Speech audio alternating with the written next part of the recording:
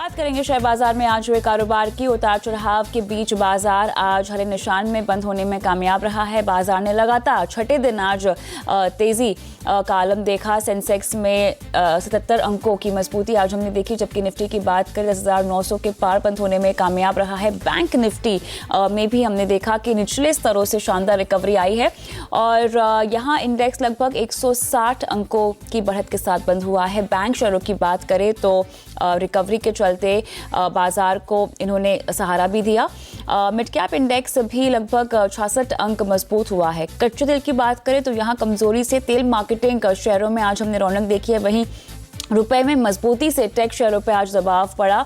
हालांकि pharma, metal और auto शेयरों में आज हमने तेजी ही देखी है। ये तो आज के बाजार का हाल हुआ है। कल किस तरह के ट्रिगर्स रह सकते हैं बाजार के लिए, विस्तार से बताएंगे हमारे सहयोगी वरुण दुबे। वरुण, बाजार की नजर कल कहां होगी ये बताएं। देखिए, पिछले 5-6 ट्रेडिंग सेशन से भारतीय बाजारों में एक तरफा रैली देखने मिल रही थी। उसका सबसे बड़ा कारण था हमारे घरेलू रीजन्स, इलेक्शंस, आरबीआई गवर्नर, इन सब के चलते भारतीय बाजारों में तेज़ी थी। लेकिन अब जो बाजार का फोकस होगा वो पूरी तरह से ग्लोबल इवेंट्स पे होगा और उसमें सबसे बड़ा इवेंट जो है वो एफओएमसी की बैठक है, जो आज रात से शुरू होने वाली है। इनफैक्ट कल भी चलेगी और परसों सुबह यानी कि 20 तारीख की सुबह हमें उसका इम्पैक्ट देखने मिलेगा भारतीय बाजारों पे। तो ये एक इम्पॉर्टेंट इवेंट है जिस पे भारतीय बाजारों की नज़र होगी। हालांकि रेट हाइक तो सबको पता है कि होने ही वाला है, लेकिन 2019 को लेकर किस तरह के स्टेटमेंट्स निकल के आते हैं एफओएमसी की तरफ से, फेड की तरफ से, इसी पे सभी की नज़र होगी। तो इम्पॉर्टेंट इवेंट है, नज़र रखें। वहीं स्टॉक स्पेसिफिक बात करें तो कैनरा बैंक की कल एक बोर्ड बैठक है जहाँ ये additional fund raising tier 1 bonds के लिए करने वाले हैं, तो वो एक स्टॉक है जिस पे नज़र रखनी होगी। इसके अलावा टीम लीज की कल एजीएम है, तो ये भी एक काउंटर है जिस पे आपको नज़र रखनी होगी। तो स्टॉक स्पेसिफिक एक्शन शायद कम हो, लेकिन ग्लोबल बाजार ये आगे की दिशा शायद तय कर सकते हैं और खासकर फेड की जो बैठक है उस पर नज़र रखिए। 2019 का खासकर जो रोड मैप है वो कैसा दिखाई देगा। बिल्कुल, शुक्रिया तमाम डिटेल्स के लिए। और बाजार की नज़र इसी बैठक पर बनी हुई है। लेकिन चलिए, अब कल आप क्या रणनीति बनाएंगे बाजार में, इसके लिए आपको आज ही हम तैयार कर देते हैं। हमारे साथ आज शो पर जुड़ रहे हैं एजेड ब्रोकिंग के मयूरेश जोशी और साथ ही कमोडिटी मार्केट में किस तरह का रुख होगा बताएंगे हमें कार्वी कमोडिटीज़ के रवि सिंह। आप दोनों का ही स्वागत है। तो क्लियरली जैसा कि वरुण ने कहा कि बाजार की नज़र अमेरिका पर है और आज से फेडरल रिजर्व की 2 दिन की बैठक शुरू हो रही है। बाजार जानना चाहता है कि क्या फेडरल रिजर्व ब्याज दरें बढ़ाएगा या राष्ट्रपति डोनाल्ड ट्रंप का दबाव काम आएगा। अमेरिका में कर्ज महंगा होने के आसार हैं। अनुमान है कि अमेरिका में ब्याज दर 1/4% बढ़ सकती है, लेकिन अमेरिकी राष्ट्रपति डोनाल्ड ट्रंप ने फेडरल रिजर्व की यहाँ आलोचना भी की है और ट्रंप का जो हमला आया है फेड पर वो एक ट्वीट के जरिए आया है जहां पे उन्होंने लिखा है कि मैं उम्मीद करता हूं कि फेड के लोग कोई गलती ना करें, बाजार में नकदी की दिक्कत ना लाएं, सिर्फ बेतुके आंकड़ों के आधार पर फैसला ना लें। मयूरेश, आपके पास आती हूं। ऑब्वियसली एफओएमसी की बैठक पर नजर है बाजार की, लेकिन ट्रंप ने जिस तरह से ट्वीट किया है, आपको लगता है कि कोई दबाव आएगा एफओएमसी पर, बाजार अब इसे कैसे लेगा? Evening Kavita ji, I think 2 चीज़ें। एक, आई थिंक जो एक्सपेक्टेशन मार्केट्स की है फेड को लेके एक 25 बिप्स हाइक की ज़रूर है ये पॉलिसी मीट में, बट आई थिंक जो स्टेटमेंट्स और आई थिंक जो एक दिशा ये डायरेक्ट करेंगे अगले वर्ष के लिए, आई थिंक ये बहुत महत्वपूर्ण होने वाला है। तो आई थिंक मार्केट यही मान के चल रहा है कि शायद 2 हाइक्स हो FY19 में।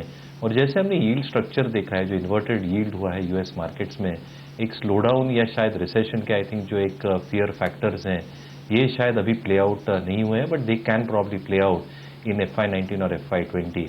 जो जैसे आपने राइटफुली कहा, आई थिंक जो ट्रंप साहब ने आई थिंक एक ट्वीट भेजी है, यही जो अगर इंडिया में होता था तो आई थिंक इसकी बहुत बड़ी बवाड़ हो जाती थी, पर ट्रंप साहब ने किया है तो I think it is all accepted by global markets. तो फेड कैसे रिएक्ट करता है ये देखना बहुत जरूरी होगा। But yes, I think 25 bips hike at least in this policy meet is given. अगर 2 हाइक्स होते हैं and what kind of policy statements they probably give economy को देख के यूएस, आई थिंक इससे बाजार आई थिंक काफी कुछ डायरेक्शन लेगा in the short term. Alright, equity बाजार पे तो हम आगे भी और चर्चा करेंगे, लेकिन चलिए कमोडिटीज़ की ओर रुख करते हैं। और रवि, कच्चे तेल में अब और कितनी गिरावट? फिलहाल तो अभी थोड़ी सी यहाँ पर गिरावट और देखने को मिल सकती है, लेकिन ये भी है कि यहाँ पर एक बॉटम आउट भी बनता हुआ नजर आ रहा है। फिलहाल WTI क्रूड इस समय $48 के पास है और मुझे समझ लगता है कि एक बार यहाँ पर $46 तक के रेट देखने को मिल सकते हैं। तो यहाँ पर डॉलर की जो मूवमेंट है उसको देखते हुए अभी फिलहाल तो मुझे लगता है कि क्रूड ऑयल में थोड़ी प्रॉफिट बुकिंग और देखने को मिलेगी। ऑलराइट, तो ऐसे में क्या कोई रणनीति बनानी चाहिए या सतर्क रहना चाहिए थोड़ा सा? देखिए, भारतीय बाजारों में रुपए का इम्पैक्ट भी काफी हद तक हो चुका है। लेवल अगर देखें तो करीब 3470 और 72 के पास है। यहाँ पर आज एक्सपायरी अगला कॉन्ट्रैक्ट में वापस एक बाइंग मोमेंटम बन सकता है। तो इंट्राडे की स्ट्रैटेजी के हिसाब से आज जो क्लोजिंग सेशन में टाइम बचा है उसमें जरूर 3470 और 3450 के बीच में एक बार बाय करना चाहिए। 30 रुपए के स्टॉप लॉस से अपसाइड में 3550 तक के लेवल देखने को मिल सकते हैं। लेकिन ये सिर्फ और सिर्फ कविता जी आज के ट्रेड के लिए है, कल मॉर्निंग के लिए वापस से ट्रेड का इंतजार करना चाहिए। चलिए, तो 3550 के टारगेट के लिए इंट्राडे के लिहाज से जितना बचा हुआ सेशन है उसके लिए आप खरीदारी की रणनीति अपना सकते हैं। लेकिन आपने रुपए की मजबूती का जिक्र किया है, इसका दोहरा दबाव तो पड़ ही रहा है, लेकिन रुपए की चाल को आप कैसे देखते हैं अब? देखिए, रुपए में कई ऐसे फैक्टर हैं जो कि यहाँ पर इस समय रुपए में मजबूती पैदा कर रहे हैं। खास तौर से अगर देखें तो जो 70 रुपए 45 पैसे का क्लोजिंग देखने को मिला है, अगर इसको थोड़ा सा फंडामेंटली पॉइंट में देखें तो एफएक्स रिजर्व इस समय $394 बिलियन का है। दूसरी तरफ है कि यहाँ पर यूएस का फाइनेंशियल ईयर का क्लोजिंग है और उस पर भी डॉलर का दबाव देखने को मिलेगा। वर्ल्ड वाइड मार्केट के कंपैरिजन करें तो एफआईआई का इन्वेस्टमेंट इंडियन मार्केट में बढ़ा है, तो उसका भी एक इम्पैक्ट है। और साथ ही फेड का जो एक मीटिंग का यहाँ पर आउटकम की एक्सपेक्टेशन है वो एक है। लेकिन सबसे इंपॉर्टेंट फैक्टर यहाँ पर है यूएस गवर्नमेंट शटडाउन डेडलाइन जो कि 21 दिसंबर है। और अभी ट्रंप के जिस तरीके से अभी आपने ट्वीट का जिक्र किया उसको देखें तो यहाँ पर ट्रंप की स्थिति बहुत स्ट्रांग नहीं है। वो चाहते हैं $5 मिलियन का एक्सटेंशन, लेकिन जो डेमोक्रेट्स हैं वो यहाँ पर $1 मिलियन का एक्सटेंशन देना चाहते हैं। तो ये काफी इंपॉर्टेंट फैक्टर होगा, रुपये के आगे ड्रिवन करेगा। और मैं समझता हूँ फंडामेंटली अभी रुपये और स्ट्रांग होगा, 70 रुपए तक के लेवल देखने को मिल सकते हैं। बिल्कुल। और साथ ही रवि, मैं जिक्र करना चाहूंगी गोल्डमैन सैक्स की रिपोर्ट का, जहां पे खासतौर से कहा गया है कि 2019 में इमर्जिंग मार्केट की जो करेंसीज है उनमें एक बाउंस बैक देखा जाएगा। तो इसके पीछे क्या फंडामेंटल्स होंगे? अब देखिए, यहाँ पर अगर यहाँ पर स्पेंडिंग का डेडलाइन अगर देखें तो इस समय अगर ऐसा अनसर्टेन सिचुएशन होगा और अगर तो उससे गोल्ड और सिल्वर में थोड़ा सा अपसाइड का मूवमेंट बनेगा। लेकिन अगर ये डेडलाइन के टाइम पे एक्सटेंशन मिल जाता है तो जरूर है कि कमोडिटीज 2019 में खासतौर से मार्च तक में आपको थोड़ा बहुत यहाँ पे फॉल और देखने को मिलेगा और उसका सीधा इम्पैक्ट जो है वो मेटल्स के मार्केट में ज्यादा देखने को मिलेगा। चलिए, बहुत बहुत शुक्रिया समय निकाल कर हमसे बात करने के लिए और कमोडिटी पे अपना व्यू रखने के लिए रवि। लेकिन वापस से रुक करते हैं हम एक बार फिर से इक्विटी मार्केट की ओर। और मयूरेश, आरबीआई ने लगभग 50,000 करोड़ के ओमो परचेस ऑक्शन का अनाउंसमेंट भी कर दिया है। जनवरी 2019 से इसकी शुरुआत होने वाली है। इसको लेके क्या डिटेल्स है और बाजार इसको कैसे अब देखता है? नहीं, आई थिंक एक काफी पॉजिटिव मूव है रिजर्व बैंक की तरफ से। आई थिंक जो ड्यूरेबल लिक्विडिटी ओएमओ परचेसेस के थ्रू आरबीआई इंजेक्ट करना चाहता है सिस्टम में, और आज ही जो अनाउंसमेंट आया है post market, they will inject another 15,000 more for the reminder of December 2018 के लिए। और जैन में आई थिंक 50,000 करोड़ के आसपास और इंजेक्ट होगा। तो डेफिनेटली आई थिंक जो लिक्विडिटी स्टार्व्ड है अपने काफी सेक्टर्स, जो एनबीएफसी यूनिवर्स काफी एक दबाव में आ चुकी थी और जो बैंक्स लेंडिंग कर नहीं पा रहे थे because of advance tax payment and liquidity concerns, मेरे हिसाब से आई थिंक क्रेडिट फ्लो थोड़ा इफेक्टिव होगा इस सिस्टम में। तो आई थिंक काफी पॉजिटिवली देखा जाएगा बैंक्स और एनबीएफसी सेक्टर्स दोनों की तरफ से। ऑलराइट, और ये क्या 5 चरणों में होगा? 5 ऑक्शन होंगे 10,000 करोड़ का ईच? ये पैंड आउट कैसे होगा? Absolutely, I think so. They are planning to do 5 auctions of 10,000 crores each. और अगर जरूरत पड़े तो जैसे आई थिंक विपुल आचार्य साहब ने कहा है, I think you are expected to see this continue till March 2019। तो आई थिंक एक काफी पॉजिटिव स्टेप है लिक्विडिटी के हिसाब से। ऑलराइट, कुछ स्टॉक स्पेसिफिक खबरें जो आपके रडार पे कल होंगी मयूरेश? तो आई थिंक 2 चीजें, एक जैसे अनाउंसमेंट हुई है तो आई थिंक काफी जो वेल कैपिटलाइज्ड एनबीएफसीज हैं, आई थिंक ये पॉजिटिवली रिएक्ट करनी चाहिए, क्योंकि जो इनकी कॉस्ट ऑफ बोरोइंग ऊपर हो गई थी कहीं ना कहीं, आई थिंक जैसे ईजिंग हो रही है लिक्विडिटी की, cost of borrowing should come down. Yields की मूवमेंट जैसे आप देखते हैं 10-year yield has fallen to 7.35%। तो इंक्रीमेंटल लेंडिंग जो एनबीएफसीज कर पाएंगे will be at a lower cost, जो उनके निम्स और स्प्रेड्स को प्रोटेक्ट करेंगे। और एक rub off effect definitely I think well capitalised private sector banks या कॉर्पोरेट प्राइवेट बैंक्स में देखा जाएगा। दूसरा, आई थिंक जो क्रूड में गिरावट आई है, आई थिंक कहीं ना कहीं आई थिंक जो क्रूड सेंसिटिव सेक्टर्स हैं, एविएशन में आपने एक स्ट्रांग मूव देखा था, आज पेंट्स में आपने एक स्ट्रांग मूव देखा था, तो शायद एक सेंटिमेंटल मूव्स ये सारे क्षेत्रों में देखा जाए। पेंट्स, एविएशन, जो I think crude and crude related होते हैं। लेकिन यहाँ जैसे कि हमने रवि से भी बात की, और अगर रुपए में मजबूती लगातार बढ़ती रही तो आईटी सेक्टर पर आपका क्या व्यू बनता है फिर करेंसी की चाल को देखते हुए? तो obviously I think sentimental negative है, क्योंकि अगर रुपया अगर अप्रिशिएट होता है तो कहीं ना कहीं आई थिंक जो एक टेलविंड मिलती है आईटी कंपनीज को रूपी डिप्रिसिएशन के वजह से against the dollar, I think वहां कहीं ना कहीं कैप्ट हो जाती है। बट दूसरा आई थिंक ये भी समझना चाहिए कि काफी आईटी कंपनीज की एक हेजिंग पॉलिसी होती है, तो रूपी की मूव आई थिंक एक सर्टन एक्सटेंट तक हेल्प कर सकती है ट्रांसलेशनरी नेचर में P&L रिपोर्टिंग के हिसाब से। तो मेरे ख्याल से आई थिंक जो well run top tier companies हैं वहां पे आई थिंक अर्निंग्स ग्रोथ अभी भी स्ट्रांग रहने की उम्मीद है। हालांकि I think Q3, Q4 you're entering weak quarters, furloughs हैं, क्रिसमस हॉलीडेज है Q3 में, Q4 में बजटिंग डिसाइड होगी। बट मेरे हिसाब से आई थिंक जैसे इन्होंने गाइडेंस दिया है रेवेन्यू टर्म में, डॉलर हो या कांस्टेंट करेंसी, और जैसे इनकी यूटिलाइजेशन लेवल्स आई थिंक बढ़ रही है और जैसे डील विंस बढ़ रहे हैं, आई थिंक आईटी कंपनीज जो टॉप टियर है और जो चुनिंदा आई थिंक मिड कैप में है, nucleus software, NIT technologies, I think these companies can really do well over the longer period of time. All right, कुछ खबरें जो बाजार बंद होने के बाद आई हैं, और अगर आप इन कंपनीज के स्टॉक में निवेशित हैं तो ये खबरें आपके लिए जानना ज़रूरी भी है। IDFC बैंक कैपिटल फर्स्ट का मर्जर जो है वो आज से लागू हो गया है। IDFC बैंक का नाम बदलकर IDFC फर्स्ट बैंक हुआ है, और वी वैद्यनाथन को MD CEO बनाने को मंजूरी भी यहाँ पर मिल गई है RBI की तरफ से। राजीव लाल नॉन एग्जीक्यूटिव चेयरमैन यहाँ पर बनेंगे। येस बैंक के हवाले से जो खबर आ रही है, येस बैंक ने फोर्टिस में हिस्सेदारी बेच दी है। येस बैंक ने फोर्टिस में लगभग 2.13% हिस्सा भी बेचा है। आगे बढ़ते हैं और अब रुक करते हैं निफ्टी स्ट्रैटेजीज की ओर, जो हमारे जानकार लेकर आए हैं आपके लिए। मनोज सचदेवा की रणनीति पेश करूंगी। खरीदारी की सलाह है, 10,850 का स्टॉप लॉस, 11,020 का टारगेट ये रेकमेंड कर रहे हैं। आशीष केलकर की रणनीति भी खरीदारी की आ रही है, 10,840 का स्टॉप लॉस होगा, 11,150 के टारगेट के लिए। मानव चोपड़ा की रणनीति भी खरीदारी की है, 10,800 का स्टॉप लॉस होगा, 11,200 के टारगेट के लिए। टेक्निकल चार्ट्स पर आज राजेश सतपुते आपको JSW स्टील में खरीदारी की सलाह दे रहे हैं और 322 का टारगेट रेकमेंड कर रहे हैं, लेकिन 295 का आपको स्टॉप लॉस लगाना होगा। वायदा में आपको जिस शेयर से फ़ायदा होगा, सुमीत बगड़िया लेकर आए हैं BHEL में खरीदारी की सलाह, और 67 का स्टॉप लॉस है और 75 से लेके 77 के बीच का आपको टारगेट यहाँ पर रेकमेंड किया जा रहा है। लेकिन चलिए आगे बढ़ते हैं और अब रुक करते हैं आज की वैल्यू पिक की ओर।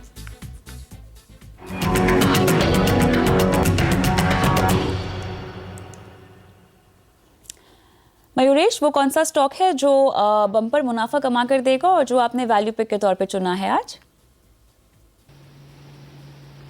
कविता जी, आज का जो स्टॉक है वो है वरुण बेवरेजेस। अब ये कंपनी आई थिंक इसलिए जानी जाती है क्योंकि पेप्सी के आई थिंक बिगेस्ट डिस्ट्रीब्यूटर है इंडिया में विद 51% मार्केट शेयर। दूसरा आई थिंक अगर इनके इंटरनेशनल ऑपरेशंस भी देखें तो Sri Lanka, Nepal, Morocco, Zambia, I think African Nations में भी इनके ऑपरेशंस हैं। 77% रेवेन्यूज इंडिया से आते हैं, 23% आई थिंक ये दूसरे देशों से आते हैं। जहां तक आई थिंक प्रोडक्ट मिक्स का सवाल रहा है, जो कार्बोनेटेड ड्रिंक्स हैं they almost account for 75-76%।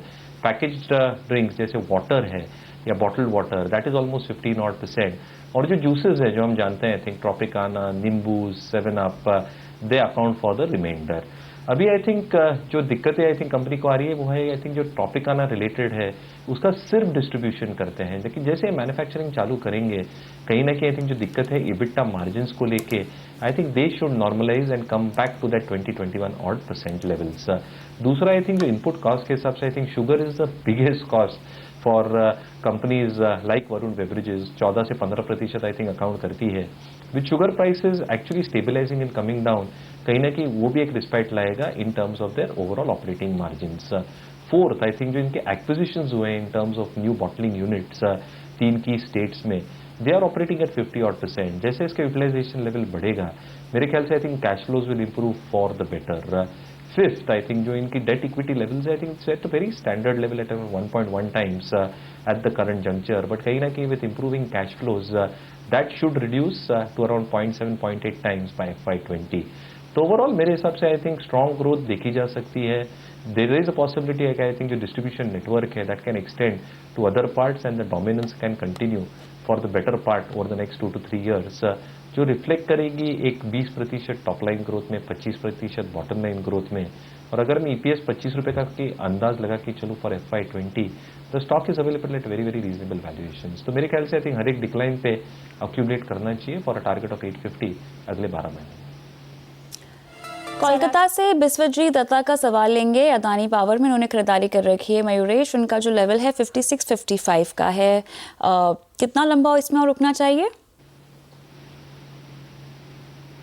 I think थोड़ा पेशेंस रखना पड़ेगा और थोड़ा ज्यादा समय देना पड़ेगा, क्योंकि जैसे इसके बैलेंस शीट डायनामिक्स हैं, obviously I think cash flows are going to take some time to improve.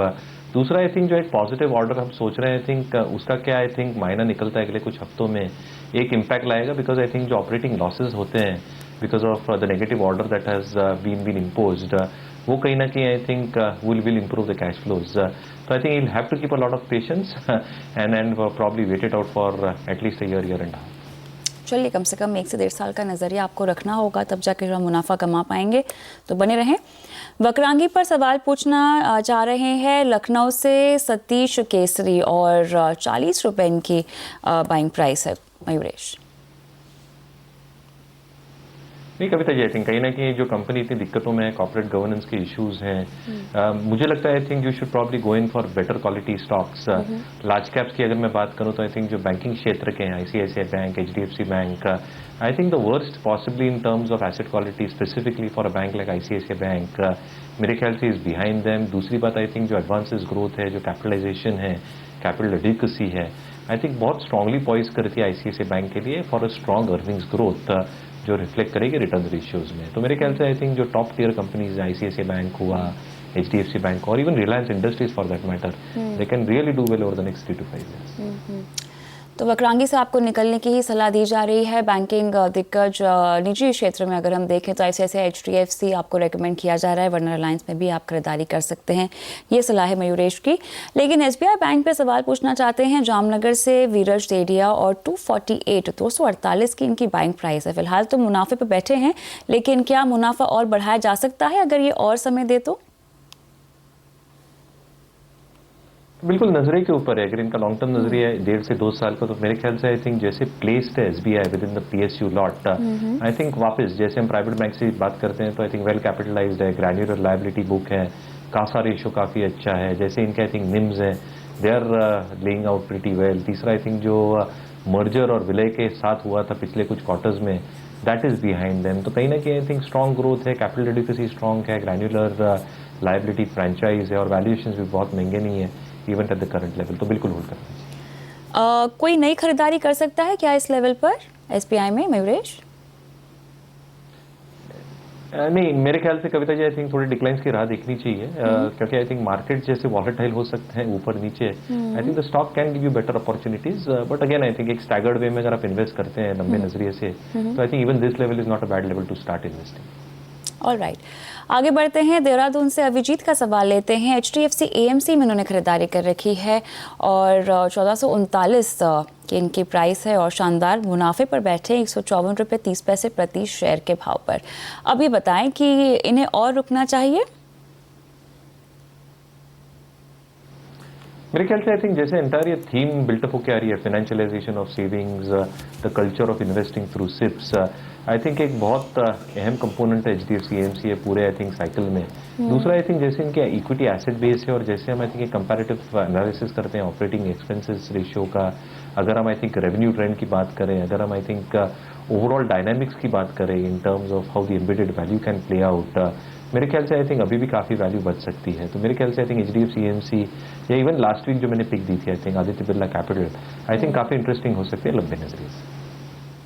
आगे बढ़ते हैं। असम से दीपक यादव का सवाल लेते हैं, और खादिम इंडिया में इन्होंने खरीदारी कर रखी है। मयूरेश, उनकी बाइंग प्राइस 750 की है। इनको भी पेशेंस रखना पड़ेगा, क्योंकि जैसे पिछले क्वार्टर के नतीजे आए थे थोड़े डिसअपॉइंटिंग जरूर थे। आई थिंक रिटेल में I think SSG grow D grow हुई थी 2% से, footfalls had fallen bye 25% price hikes ले नहीं पाए थे इन द डिस्ट्रीब्यूशन चैनल।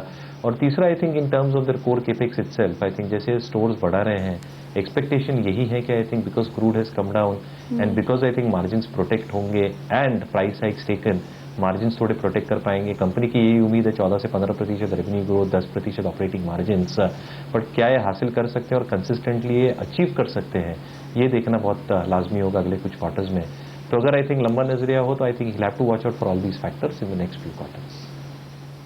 चलिए, इसी के साथ शो को समाप्त करने का समय हो गया है। मयूरेश, डिस्क्लोजर देना चाहेंगे आप? बिल्कुल। तो कविता जी, जो भी स्टॉक्स की हमने चर्चा की, मेरी पर्सनल होल्डिंग बिल्कुल नहीं है, बट ये स्टॉक्स शायद हमने क्लाइंट के साथ डिस्कस किए हो and we might be holding the stocks on behalf of our clients, हमारे फंड्स। धन्यवाद समय निकालकर अपनी राय दर्शकों को देने के लिए। और कल का बाजार में मुझे भी इजाजत दें, लेकिन खबरों की तमाम अपडेट के लिए CNBC आवाज़ के साथ ही रहिए, ट्विटर, फेसबुक, यूट्यूब के जरिए। नमस्कार।